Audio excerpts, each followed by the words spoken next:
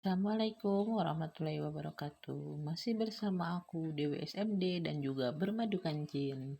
Kali ini masuk ke bagian 20 ya, tapi ada sedikit kesalahan di bagian urutan video. Di sana sudah bagian 21 karena bagian ke-18 tidak ada. Padahal ini sebenarnya bagian ke-20 bukan 21. Baiklah, jangan dipikirkan itu, mending kita langsung saja ke alur ceritanya. Bermadukan Jin bagian 20. Jangan lupa like sama komennya ya di bawah. Bagi kalian yang belum subscribe, ayo buruan, dukungan kalian sangat berarti bagi aku. Kita lanjut, selamat mendengarkan. Langit sore berubah menjadi gelap, berganti malam yang berangin. Rumah besar itu, yang biasanya sunyi namun tenang, kini terasa seperti ruang asing yang dipenuhi energi baru. Energi yang dingin, menusuk, dan tidak ramah. Rahmah masih berdiri di ruang tamu, tidak bergerak, seolah akar tumbuh dari telapak kakinya dan menahannya di tempat. Dariat hanya mampu memandang punggung istrinya itu. Ada sesuatu yang menggerogoti dada lelaki itu. Semacam penyesalan yang jauh lebih besar dari kata maaf manapun yang bisa ia ucapkan. Rahmah, panggilnya pelan. Rahmah tidak menoleh. Suara itu terlalu lirih, terlalu rapuh, terlalu asing. Dariat melangkah mendekat. Namun sebelum ia benar-benar bisa menyentuh Rahmah, tiba-tiba suara sandal Maya berdetak dari atas tangga. Maya muncul lagi dengan baju tidur satin warna merah marun. Rambutnya sudah terulai panjang, senyumnya besar. Tapi mata itu memandang Rahmah seperti melihat seseorang yang tak lagi punya tempat. "Oh, Teh Rahmah masih di situ, kirain sudah tidur," katanya sambil pura-pura terkejut. "Maaf ya, kalau kedatangan saya bikin rumah Citi ramai." Rahmah tersenyum kecil, senyum yang lebih mirip luka basah. "Tidak apa-apa, tentu tidak apa-apa." Maya menimpali cepat. "Kan sebentar lagi kita hidup serumah. Harus belajar saling menerima." Kalimat itu seolah ditaburi garam di atas luka Rahmah. Dariat merasa tenggorokannya tercekat. Sungguh, ia tidak membayangkan semuanya akan terasa sesakit ini. "Sudah, Maya, kamu istirahat dulu. Besok banyak yang harus diatur," katanya dengan nada yang berusaha tetap netral. Maya melirik manja. "Iya, Kang. Tapi nanti Akang mampir ya ke kamar saya." Darah Rahma seakan membeku. Ia memejamkan mata sesaat, menahan gelombang panas yang naik ke dadanya. Daria cepat-cepat menjawab. "Maya, sekarang Rahma sedang capek. Jangan bicara sembarangan. Ingat, ini rumah Rahma. Jeti tolong jaga sikap," ucap Daria. "Oh," Maya tersenyum miring. "Jeti Akang takut nyakiti perasaan Teh Rahma." Tidak ada jawaban. Suasana tegang itu terpotong oleh Maya yang akhirnya naik kembali ke atas. Langkahnya ringan, penuh kemenangan, penuh kesombongan, tapi juga kesal dan tersinggung. Merasa kalau Rahmah masih menjadi orang nomor satu di rumah itu. Setelah suara sandal itu hilang, barulah Rahmah menghela napas. Panjang napas yang terdengar seperti desah seseorang yang hampir kehilangan hidupnya. "Rahmah," suara Dariat pecah. Ia mendekat pelan. Takut istrinya menjauh. "Maafkan Akang." Rahmah menatapnya. Tatapan yang hampa tetapi tetap penuh wibawa. "Tidak apa-apa, Kang. Akang sudah memilih. Saya hanya mengikuti." "Tapi Akang." Rahmah mengangkat tangan, menghentikannya. "Kalau Akang bilang maaf, maaf itu tidak akan mengembalikan apapun. Tidak akan membuat hati saya utuh lagi." Dariat menunduk. Tangannya gemetar. "Aku masih sayang sama kamu, Rahmah tersenyum tipis. "Saya tahu. Cuma, rasa sayang itu sudah tidak bisa lagi saya rasakan." Ia berbalik, berniat berjalan ke kamar. Tapi sebelum melangkah, ia menatap suaminya sekali lagi. "Saya cuma minta satu. Jangan pernah tinggalkan anak-anak. Mereka masih butuh ayahnya." "Tidak, Rahmah. Akang tidak akan pernah." "Cukup." Rahmah memotong.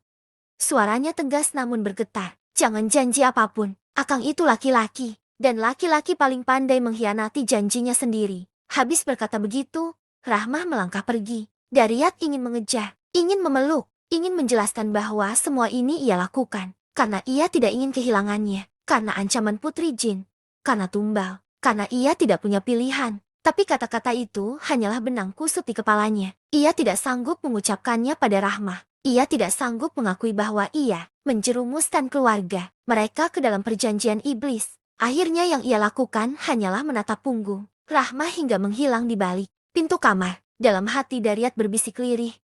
"Maafkan Akang, Rahmah, maafkan." Namun ia tahu, maaf bagi Rahmah bukan lagi obat. Rumah yang megah itu berubah menjadi labirin kesunyian yang mencekam. Maya membuka pintu kamarnya perlahan. Ia melongo keluar, ingin memastikan Daria tidak masuk ke kamar Rahmah. Ketika ia yakin tidak ada apa-apa, ia tersenyum puas lalu menutup pintu. Di balik pintu itu, ia bersandar. Dadanya penuh keangkuhan. Sebentar lagi, semua ini akan jadi milik aku.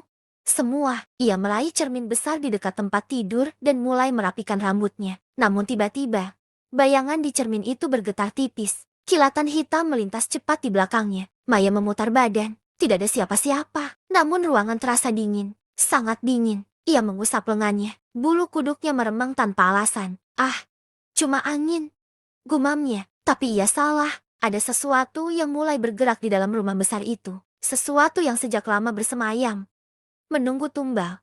Menunggu janji ditepati. Dan malam itu, Maya perempuan yang datang dengan kesombongan tanpa sadar telah melangkah ke dalam rumah yang bukan hanya dihuni manusia, tapi juga sesuatu yang gelap, lapar, dan menunggu. Pintu kamar Maya terbuka perlahan, menimbulkan suara kecil yang menggema di ruangan luas itu. Maya yang sedari tadi duduk di tepi tempat tidur dengan baju tidur satin merah marun, langsung menegakkan tubuhnya. Yang muncul di pintu adalah Daria. Wajah lelaki itu dingin, letih, dan seperti kehilangan arah. Matanya sayu, tatapannya kosong, namun tetap memikul beban berat yang tak bisa ia lepaskan. Maya tersenyum lebar, senyum yang penuh kemenangan. Ia bangkit, melangkah anggun mendekat. Akang, suaranya lembut, penuh bujuk rayu. Akhirnya Akang datang. Daryat hanya membalas dengan helaan napas panjang. Ia menutup pintu perlahan, seperti seseorang yang hendak melakukan sesuatu yang tidak ia ingin lakukan. Maya mendekatinya, menyentuh lengan Daryat dengan sentuhan menggoda. Mulai malam ini, saya bakal jadi istri yang bikin Akang lupa sama masalah yang bikin Akang capek. Bisiknya penuh percaya diri. Saya bersumpah, saya bakal bikin Akang puas. Paling puas, biar Akang gak punya alasan untuk melirik wanita lain. Tangan Maya meraih leher Daryat, menariknya lebih dekat. Tapi Daryat tetap diam, matanya kosong. Tidak ada gairah, tidak ada rindu, tidak ada rasa. Seperti tubuh tanpa jiwa. Maya mengajak Daryat keranjang, mendorongnya pelan hingga keduanya jatuh di atas kasur yang empuk. Ia mulai merayunya, memeluk, mencium, memberikan semua yang ia punya dengan keyakinan bahwa malam ini ia akan memenangkan hati lelaki itu selamanya. Namun kenyataannya tidak seperti yang ia bayangkan.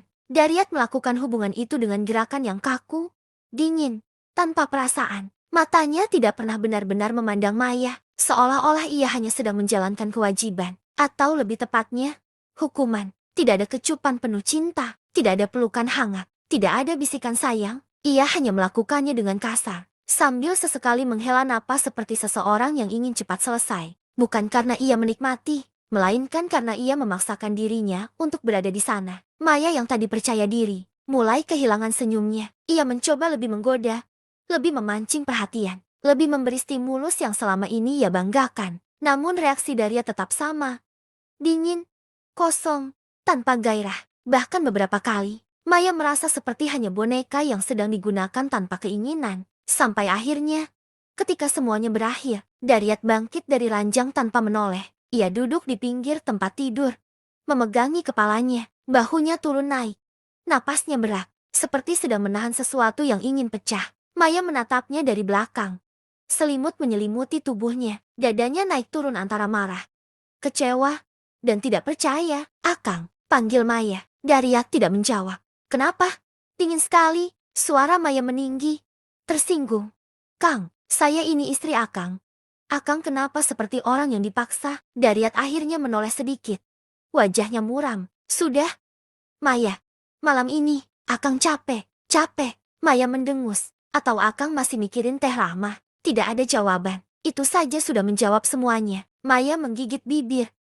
Matanya memerah karena marah. Akang bilang cinta sama saya, tapi Akang bahkan tidak menikmati saya. Ia membentak lirih. Daryat menutup mata. Suaranya pelan, rendah, dan penuh tekanan. Saya tidak pernah bilang itu karena cinta. Maya terdiam. Wajahnya pucat. Daryat berdiri, merapikan bajunya, lalu berjalan pelan ke pintu. Maya, jangan paksa Akang untuk jadi lelaki yang berbeda. Kita menikah karena keadaan. Maya menegang hatinya seperti diremas. Tapi saya istri Akang. Daryat hanya menghela napas panjang, berat, hampir seperti rintihan. Selamat malam.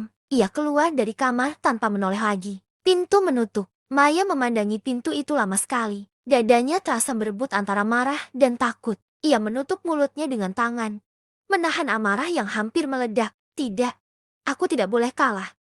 Gumamnya. Suaranya pecah.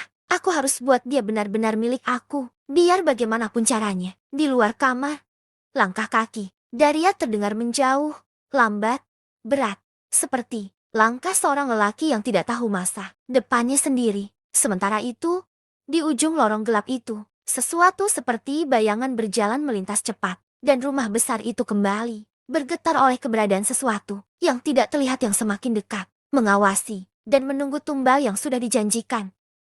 Bersambung. Nah, gimana? Masih seru kan ceritanya?